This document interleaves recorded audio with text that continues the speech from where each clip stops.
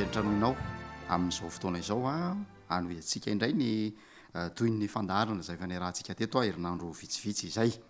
loha FDB zay mahakasika ny fiainantsika andavanandro a ary atao hoe manohintohina mihitsy ny finoantsika no ny rahantsika teto a niaraka tamin'ny pasteur Andriamparadiana Fanera de ny hoe finoana asa famantarana ary fahagagana mitoy ny dindinika atsika ary dia sady anao jeritodika n'ilay fiaonana farany sika no hitondra zanatoa hevitra vaovao indray a zay noko fa mahaliana antsika mianakavy voaloha teny ara dia miarabanao pasteur tonga so ndray tao anatin'ny fandarantsika miarabanao namanadino ary manona ny fiadanantompo amintsika rehetra ihany koa tamin'ny faranysika dia nianatra ny tao amin'ny asan'ny apôstôly toko fahavalo zay atao hoe mahalasa saina mihitsy a mikasika ny Simona zay lehilahy navita fahagagana sy famantarana de nisy andininy anankiroa zay nampifandanjainao tamin'izay a ny anankiray de ny hoe izao atoetra ny fanahy sy ny hoe famantarana anaraka zay mino de teo zany no nametrahantsika tamin'ny toerany zay lafinjavatra izay mba tsy ahavoafitaka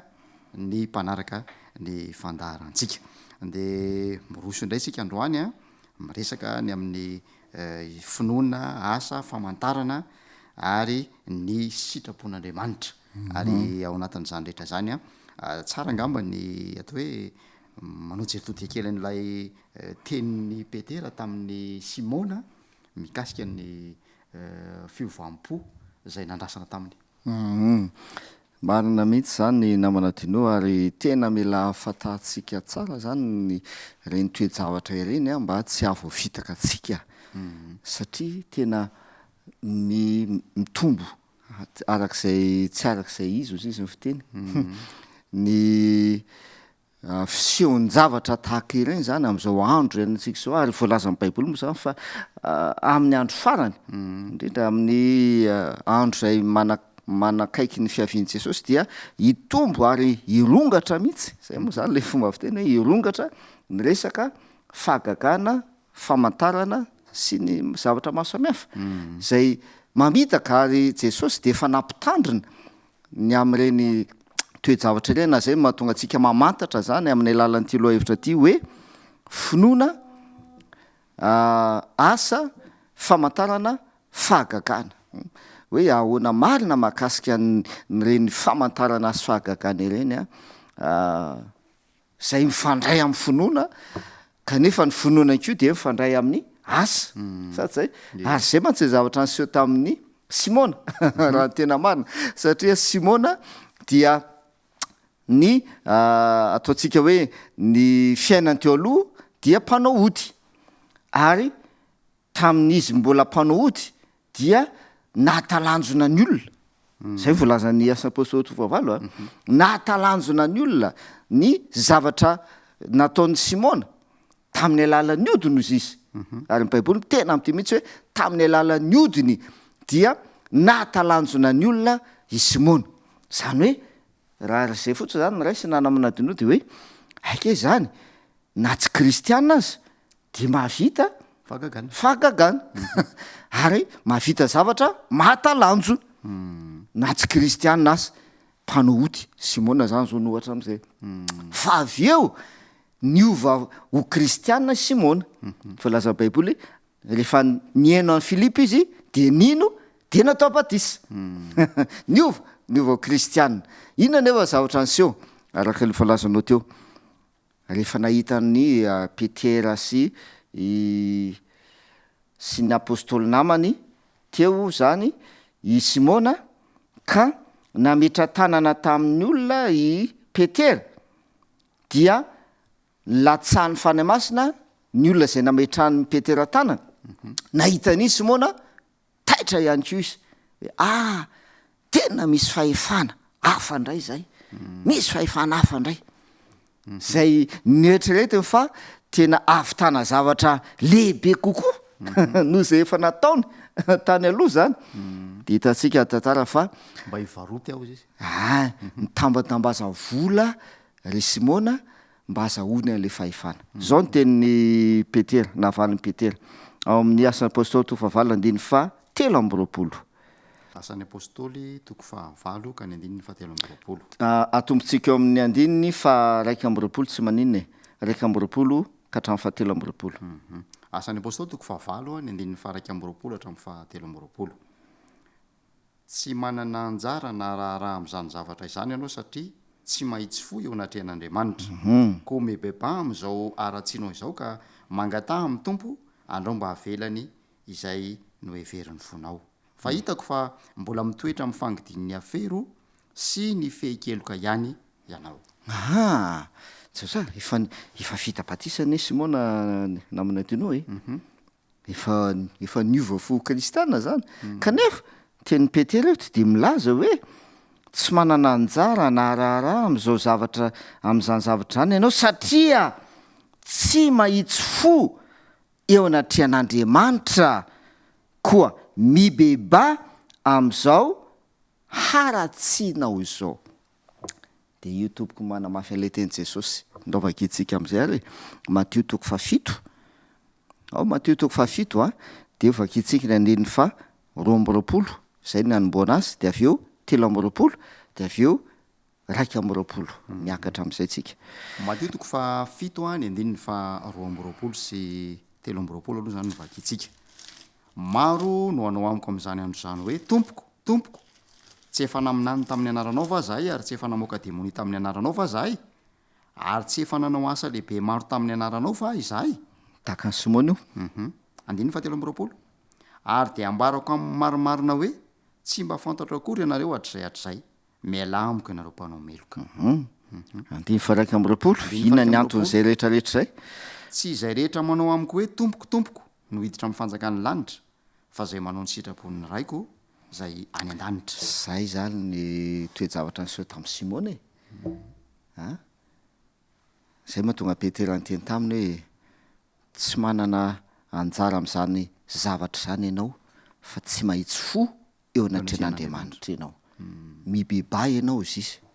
mibeba ianao am'izao aratsianao zao. Ary ny teny Petera hitako izy fa mbola mitoetra amin'ny fehi-keloka ihany ianao. Na dia navita fahagagana azy na de navita famantarana azy na de niova kristianina azy na de niova kristianina azy. Eo koa zava-dehibe kristianina niova fo dia manao fahagagana manao famantarana kanefa mbola mitoetra amin'ny fehi-keloka ihany ary mila mibebaka amin'ny faharatsiana tsy mahitsy fo eo anatrehan'Andriamanitra. De zay mahatonga ny Jesosy milaza n'io teny ao Matteo toko fafito io hoe tsy izay rehetra manao amiko hoe tompokotompoko hoy Jesosy mampiasa ny anaran'i Jesosy miantso ny anaran'i Jesosy manao zavatra amin'ny anaran'i Jesosy tsy izay rehetra manao an'izany no hiditra amin'ny fanjakan'ny lanitra hoy Jesosy fa izay manao ny sitrapony raiko izay any an-danitra. Eto zany de mipetraka namana adinao tsy afa-misaraka kay zany le finoana asa fahagagana famantarana sy ny sitrapon'Andriamanitra tsy afa-misaraka. Ary zay koa zany anisan'ny ataontsika hoe sedra amantarana an'ireny toe-javatra ireny. Mety mavita fahagagana le olona mavita manasitrana izy ary voalaza Matteo mamoaka demonia manao asa maro lehibe amin'ny anaran'i Jesosy fa nyfantanena petraka manao ny sitrapon'Andriamanitra ve izy tompoko sao de tahaka ny Simona mbola mitoetra amin'ny fehi-keloka ihany. De izay mahatonga ny Jesosy miteny hoe tsy fantatra ianareo miala amiko ianareo mpanao meloka zay Jesosy mpanao meloka. Ndao fatantsika kely areo inona mahatonga zay toe-javatra zay resaka amin'ny kristiana zao tsika io tsy hidirantsika ntsony le hoe olona mpanao ody olona tsy mpino sy sisa fa kristiana zay miantso ny anaran'i Jesosy manao zavatra amin'ny anaran'i Jesosy fahagagana satria eo zany mahatonga le fitaka am'izao andro ianantsika zao ka ohatrany hoe finoana hoe tena manana finoana be mihitsy tena misy finoana mihitsy ao amin'ny olona io sinsisa sinsisa. De eo no mila fatantsika ndao amakytsika Romana toko favalo andininy favalo sy fasivy ary miakatra amin'ny andeh fafito indray tsika amin'ny farany. romanina toko fahavalo a ka ny andininy fahavalo fahasivy avy eo ny fahafito akitsika ny teny aminaran'i Jesosy ary zay ao amin'ny nofo dia tsy mahay manao ny sitrapon'Andriamanitra fa ianareo tsy eo amin'ny nofo fa ao amin'ny fanahy raha ny fanahin'Andriamanitra no mitoetra ao anatinareo fa raha misy kosa tsy manana ny fanahin'i Kristy dia tsy azy izy. Dia fahafito ny fahafito satria fandrafinan'Andriamanitra ny fihevitry ny nofo fa tsy manaiky ny lalàn'Andriamanitra sady tsy hainy akory izany. Mazava ten'Andriamanitra ianareo zizy dia voalaza eto hoe ianareo tsy eo amin'ny nofo fa amin'ny fanahy sady zay ary izay eo amin'ny nofo dia tsy mahay manao ny sitrapon'Andriamanitra. Andininy fahavalo milaza zay izay eo amin'ny nofo tsy mahay manao ny sitrapon'Andriamanitra izy. Zay le nitenen'i Jesosy ana Matio hoe tsy izay rehetra manao amiko hoe tombokotomboka ane no manao no hiditra na fanjakalanitra fa zay manao ny sitrapon'Andriamanitra. Aike zany reo olona zay milaza hoe tsy efa namoaka demony maro tamin'ny anaranao fa zay tsy efa manao asa lehibe maro tamin'ny anaranao fa zay aike zany mbola ao amin'ny nofo zareo. Zay moa tao Jesosy hoe nareo anie tsy manao sitrapony raiky hoe na de manao fahagagana azy na de manasitrana azy tsy manao sitrapony raiky ianareo satria mbola ao amin'ny nofo ianareo. De ny ao amin'ny andiny fahasivy de miteny izy hoe fa ianareo tsy ao amin'ny nofo ao amin'ny fanahy. Inona zavatra miseho rehefa ao amin'ny fanahy ny olona anankiray raha ny fanahin'Andriamanitra no mitoetra ao anatinareo. Fa raha misy kosa tsy manana ny fanahin'i Kristy dia tsy azy izy. Raha misy tsy manana ny fanahin'i Kristy dia tsy azy izy. De ny porofo tompoko ahafantarana fa ao amin'ny nofo ny olona anankiray kristiana io na de mahavita zavatra maro samihafa aza sisisy de le andininy fahafito am'izay namarana antsika azy de sisy izy amin'ny andininy fahafito satria fandrafinan'Andriamanitra ny fihevitry ny nofo. Hatreo aloha fandrafinan'Andriamanitra ny fihevitry ny nofo de toy izany de ozy izy fa tsy manaiky ny inona ozy izy lalàn'Andriamanitra izy tsy manaiky ny lalàn'Andriamanitra izy sady tsy hainy akory izany. Mazava be namanadinao le baiboly aike zany le ana Matio toko fahafito mahatonga Jesosy miteny hoe tsy fantatro nareo tsy fantatro de io romanina toko fahavalo fandrafinan'Andriamanitra ny fihevitry ny nofo mbola ao amin'ny nofo lay kristianina de ahoana le eo amin'ny nofo tsy manaiky ny lalàn'Andriamanitra tsy manaiky ny lalàn'Andriamanitra izy sady tsy hainy akory zany kanefa izy manao zavatra amin'ny anaran'ny Jesosy manao asa maro amin'ny anaran'i Jesosy manao fahagagana ary mavita maro ary mavita ary zay foana nefa teneniko hoe tsy hoe tsy misy ny fahagagana misy ny fahagagana ary misy mavita fahagagana fa mila fantarina tsara tompoko hoe finoana marina ve sa sy asa ve de le asa fankataovana le asa sady zay araka ny tenentsika tena finoana marina ve sy tena le asa atakian'Andriamanitra ve no anaovany an'le fahagagana sy famantarana sa manao ahoana de ndao nentsika maky toko sy andininy ao amin'ny Jaona toko 4:17 ndao Jesosy no raisitsika Jesosy Jaona toko 4:17 andininy 17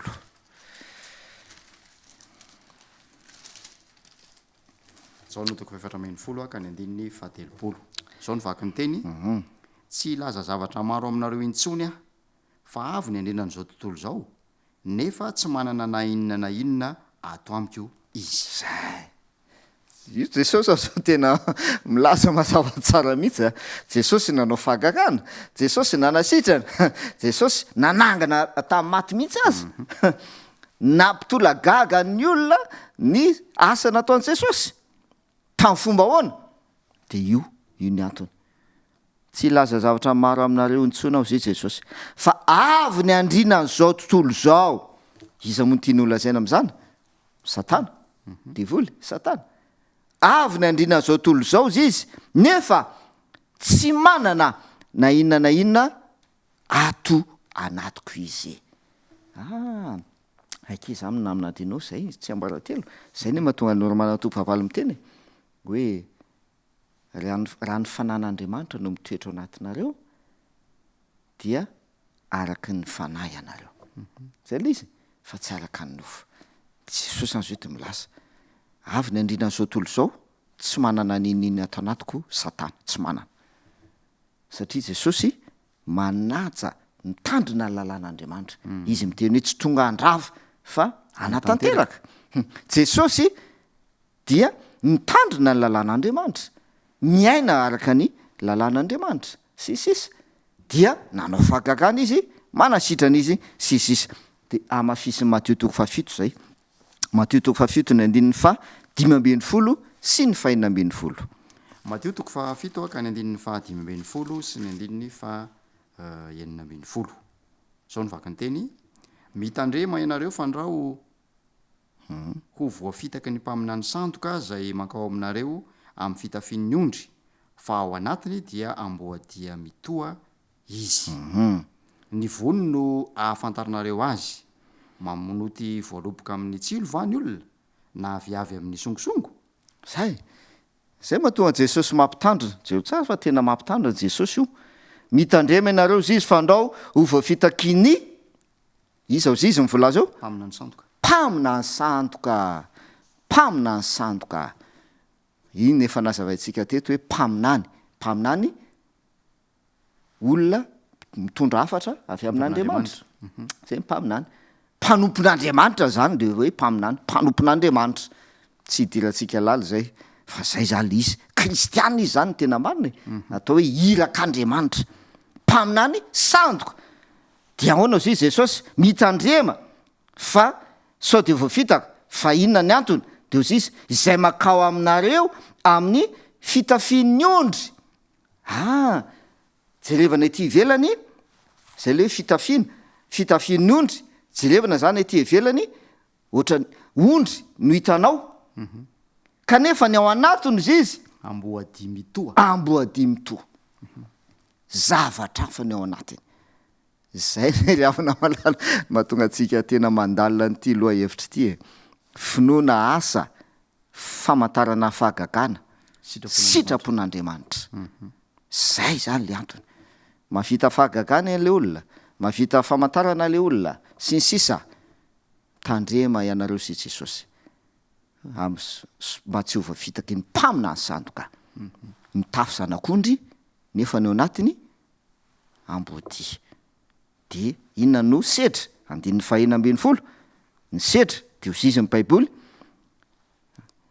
toko fafito ny andin'ny fa 16 ny voany no ahafantaranareo azy zay ny voany no ahafantaranareo azy zay zany ny sedra ny azo tsara mamofo atsara ny azo ratsy mamofo aratsy tsy misy olona manoty voaloboka avy amin'ny songosongo zay le voalaza teo ny voany no ahafantarana azy ozy izy ary zay ne no zavatra aseho tamin'ny simona namina tino zay ne simona zany olona niova fo fijery anazy de niova fo zay zany le hoe mitafy zanak'ondry mifijery anazy de tena hoe niova fo simona le mpanaody iny le ohatran'izao iny lasa kristianina niova fo sisa de osisy petera tsy marina zany fa mibeba ianao osisy petera amin'ny aratsinao fa mbola ao anatin'ny mitoetra amin'ny fekeloka ihany ianao zay kely izy ake zany tsy araka an'le voa hita tety ivelany le izy zay mahatoa jesosy hoe ny voa no ahafantarana azy am'ireny toejavatra zay miseho reny na mavita zavatra goavana tahaka nina aza de ny voa no ahafantarana azy de ahoana moa zany hoe ny voa no ahafantarana azy zany namana dino de ndao atsika maky ny ten'andriamanitra ary Tesaloniana 2 ny andin'ny fa 7 ka hatramin'ny 12. Tesaloniana 2 toko 2 manomboka eo amin'ny andin'ny fa 7 hatramin'ny fa 12. Ny fiavian'le iny dia araka ny fiasan'ny satana amin'ny hery sy ny famantarana sy ny fahagagana mandainga rehetra ary ny famitahana ambony tsy fahamarinana amin'izay very satria tsy nandray ny fitiavana ny fahamarinana zay amonjena azy izy koa izany no ampanateran'andriamanitra fiasan'ny fahadisokevitra aminy hinony lainga mba hoelohina avokoa zay rehetra tsy nino ny marina fanankasitraka ny tsy marina zay le hoe ny voany ozy izy jesosy no ahafantaranareo azy ny voany manahoana ny voany de io voalaza io ny fiavian'le iny de araka ny fiasan'ny satana amin'ny hery sy ny famantarana sy ny fahagagana manina ozy izy mamitaka ozy izy mandainga fahagagana mandainga rehetra ary havana malalo mila mitandrina isika am'izao andro ao ny baiboly de efa milaza ary mampafantatra sahady fa mialohany avian' jesosy dia iseho ny fahagagana sy ny famantarana iroborobo ary irongatra zany anisan'ny toejavitra iseho mialohan'ny fiavian' jesosy ny resaka fahagagana zay fa eto dia milaza ny ten'andriamanitra fiasan'ny satana fisehoan'le ino izy izy dia avy amin'ny araka ny fiasan'ny satana amin'ny hery jero tsara lizany hoe zay foana ho ahy lizy tsy hoe tsy misy na hoe tsy mahavita mahavita izy amin'ny hery sy ny famantarana sy ny fahagagana mandainga fa mandainga le izy mandainga le izy de ahoana mahatonga azy hoe mandainga de toy izany ary ny famitana momba ny tsy fahamarinana am'izay very satria tsy nandray ny fitiavana ny fahamarinana zay tsy nandray ny fitiavana ny fahamarinana izy ary mino tsy nino marina izy ozy izy andefa roambe folo mba holeona avokoa zay rehetra tsy nino ny marina fa nankasitraka ny tsy marina nankasitraka ny tsy marina de fitianyty toko sy andiny ty za le izy namana tinao Isaia toko 9:20 io mamintina azy am'izay rehetrarehetra voalazantsika izay ka ny andininy 20 ho amin'ny lalàna sy ny teny vavolombelona ihany raha tsy miteny arak'izany teny zany izy de olona izay tsy hiposahany fahazavan'ny maraina zay io mamintina azy zany tompoko ho amin'ny lalàna sy ny teny vavolombelona ihany raha tsy miteny zay tsara zay le hoe mpaminany mpaminana miteny amin'ny anaran'i Jesosy mitondra hafatra amin'ny anaran'andry avy amin'Andriamanitra de ozy izy le Isaia raha tsy miteny arak'izany teny zany izy araky ninona zany lalàna sy ny teny vavolombelona baiboly le teny vavolombelona raha tsy miteny izy raha tsy miteny arak'ireo anankiroa reo izy de olona tsy posahan'ny fahazavany maraina zay ny mahatonga Jesosy miteny hoe avy ny andrinan'izao tontolo zao izy tsy manana nina atao anatiko izy tsy manana dia ohatrotra zay zany ka le hoe finoana asa fahagagana sitrapon'Andriamanitra mahafinaritra fa manana toko sy andininy maro ny soratra masina atao arofanina ho antsika manoloana an'ireo karazana famantarana sy fahagagana isan-karazany zay ambaran'ny soratra masina ihany tsy tsika zany mamorona hoe mandaingana tsy fa ny soratra masina hoe mandainga rehetra satria ampiasain'ny satana zany a marika fa manana hery ihany koa izy mitahana anympon'ny tany ary ny tanjony dia ny ampivilin'ny olona hiala amin'ny fahamarinana so fa teo ny baiboly pasteur zay mametraka an'izany rehetra izany a ao an-tsaitsika ao am-potsika ary miaro antsika am'ireo fandrika maro samihafa zay ataon'ny fahavalo ndao fitinina ary ty loha hevitra androany ty a finoana asa famantarana sitrapon'Andriamanitra zay veriko fa faratampony mihitsy le ohatra naseho an' Jesosy tao a Getsemane aoka ny sitraponao manoloana ny safidy zay ataony a dia aoka ny sitrapon'Andriamanitra no ambony indrindra amin'ny fanapa-kevitra zay araisany de zao zany le famitinana azy raha ataontsika vetivety ny hoe aika zany a tsy le zavatra vitan'le olona ihany no andrefesana azy fa le olona mihitsy koa zay zany le izy namana tinao zay zany eny ty fizarana nazavety nazaventsika ty zary zay le teny Jesosy tamin'ireo olona reo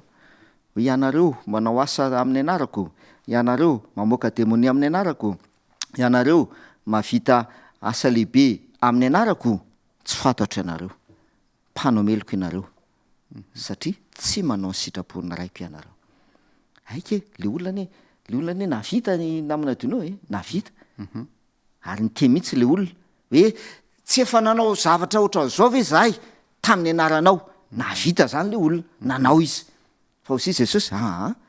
tsy le asa natao, tsy le zavatra nataonareo tsy le zavatra nataonareo ihany anie no jereny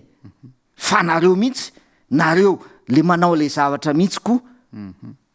Zay mahatonga hoe ny voatsara tsy afaka mamoa voaratsy, ny azo tsara mantsy mialatsiny, ny azo tsara tsy afaka mamoa voaratsy. Voaloboka songosongo le olona zany mila jerevany koa le olona. Ary zay zany ny afatra lehibe zay ho ampitena amintsika zany hoe aza de mivariana mijery an'ireny asa ireny satria indraindray mantsy zany namana dinao mizandrany antsika zao hoe misy manasitrana ho ny ary misy olona mahavita zao ny ary lasa mirohatra ny daholo hoe misy olona mahay manasitrana sisisy ohatran'izao de aike tsy le zavatra vitan'le olona ihany no mila jerena fa le olona mihitsy,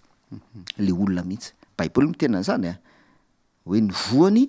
no ahafantarana azy, zay ny voany ahafantarana azy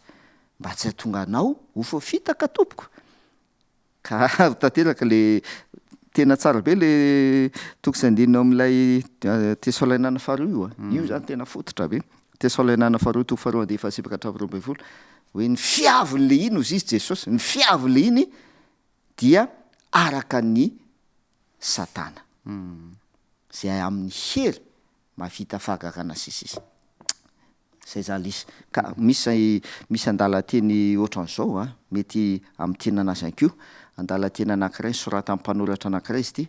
de zao le voalaza le andalateny de ozy izy hoe izay tsy manolo tena tanteraka ho an'Andriamanitra